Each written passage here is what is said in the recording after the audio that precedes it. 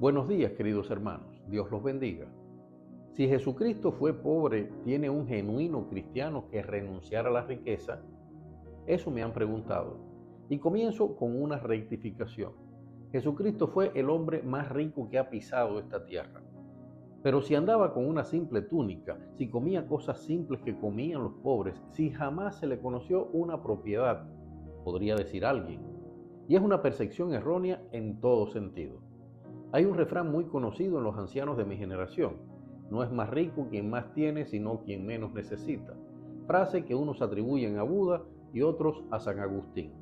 En cualquier caso, es resultado de la sabiduría humana, y tampoco esa frase, por muy conocida que sea, define la personalidad de Jesucristo en el sentido que aquí analizamos: las posesiones. Primero debemos entender algo. Jesucristo sabía perfectamente cuál era su misión en esta tierra y jamás apartó los ojos de esa meta. No le importaban las posesiones simple y llanamente porque estaba enfocado en cumplir la encomienda que nuestro Padre Celestial le había dicho. Pero no olvidemos algo: era el Hijo unigénito del Creador de todo lo que existe. En simples palabras, queridos hermanos, Jesucristo era dueño de todas las riquezas que vemos y que no vemos de este mundo, y también de las riquezas del mundo espiritual, que es aún más amplio y rico que este mundo que habitamos. Decir que Jesucristo fue pobre es en todo sentido una barbaridad. Jesús sabía bien el poder de esa promesa de Dios que nos asegura que si buscamos primero el reino de Dios y su justicia, todo, escuchemos bien, todo lo demás vendrá a nosotros por añadidura.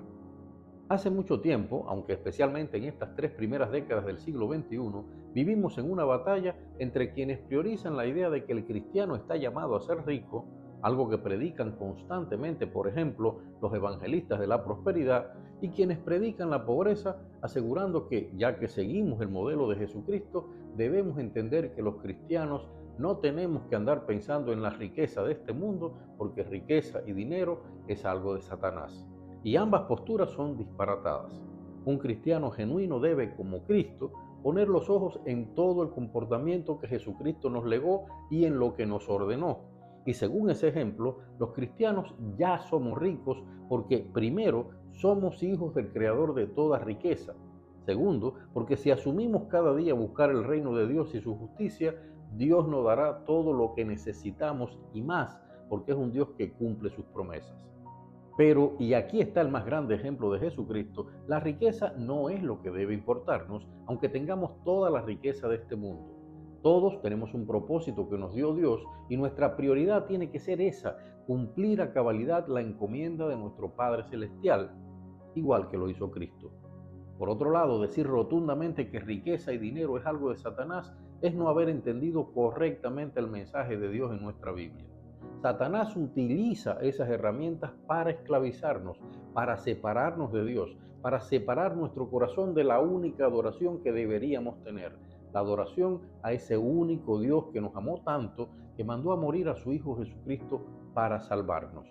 Las riquezas y el dinero no son malos, se convierten en el peor mal de este mundo, en un enemigo de Dios y del reino de Dios, cuando nosotros lo adoramos tanto que lo convertimos en el Dios Mamón y lo colocamos en el centro de nuestros sueños y de nuestras vidas.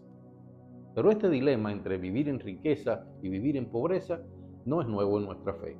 A finales del tercer siglo, cuando el emperador romano Constantino convirtió al cristianismo en la única fe de su imperio, en ese entorno de riqueza, poder y opulencia que representaba Roma, aparecieron los primeros monjes que prefirieron vivir en la pobreza, convencidos de que la vida de comodidad que la nueva situación del cristianismo estaba viviendo iba a ser peligrosa para la verdadera comprensión de la fe cristiana.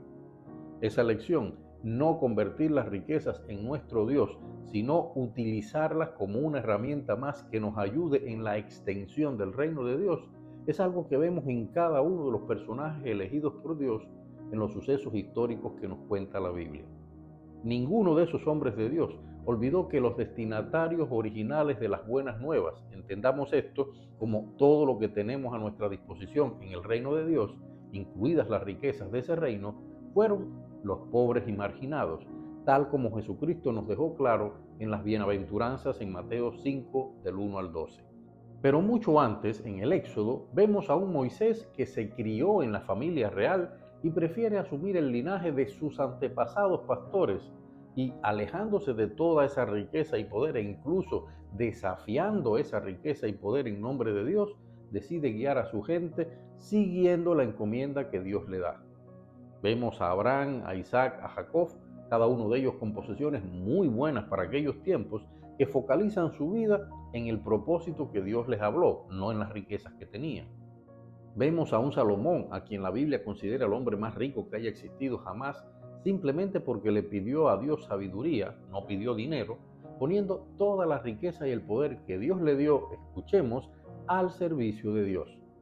Finalmente, ni Jesucristo, ni sus discípulos, ni los apóstoles que tras la muerte de Jesucristo en la cruz expandieron el Evangelio por todo el mundo antiguo, ninguno de ellos puso las riquezas y el poder en el centro de sus vidas. Les importó más sacrificarse en el nombre de Jesús y buscar el reino de Dios y su justicia. En Primera de Crónicas, en ese hermoso pasaje en el que los jefes de familia, los príncipes de las tribus de Israel, los jefes militares, es decir, todo el pueblo dio voluntariamente a David para honrar a Dios y, escuchemos, dieron para el servicio de la casa de Dios 5,000 talentos y 10,000 dracmas de oro, 10,000 talentos de plata, 18,000 talentos de bronce y 5,000 talentos de hierro, y todo el que tenía piedras preciosas las dio para el tesoro de la casa de Jehová. En ese momento, ¿qué dice el poderoso rey David? David dice: tuya es, oh Jehová, la magnificencia y el poder, la gloria, la victoria y el honor, porque todas las cosas que están en los cielos y en la tierra son tuyas. Tuyo, oh Jehová, es el reino y tú eres excelso sobre todos. Las riquezas y la gloria proceden de ti y tú dominas sobre todo. En tu mano está la fuerza y el poder, y en tu mano el hacer grande y el dar poder a todos. Ahora pues, Dios nuestro, nosotros alabamos y loamos tu glorioso nombre. Por eso muchos nos avergonzamos en este mundo donde miles de millones de personas apenas tienen para comer, cuando observamos la pompa que viven los líderes católicos en el Vaticano y en todas sus representaciones en el mundo. Pero también nos avergonzamos cuando líderes religiosos de nuestra fe cristiana, evangélicos, protestantes, sea la denominación que sea, viven dándose el lujo de gastar grandes cantidades de dinero en mostrarse como grandes señores de la fe, en vivir una vida de millonarios, dejando lo que sobra y exigiendo más diezmos y ofrendas a los hermanos para cumplir la gran comisión que Cristo dio a su iglesia. Miremos el modelo perfecto que nos legó Jesucristo como comportamiento ante la riqueza y el dinero, queridos hermanos. Y no olvidemos lo que nos dice Dios a través de la sabiduría de Salomón en Proverbios 22:4. Riquezas, honra y vida son la remuneración de la humildad y del temor de Jehová. Dios los bendiga.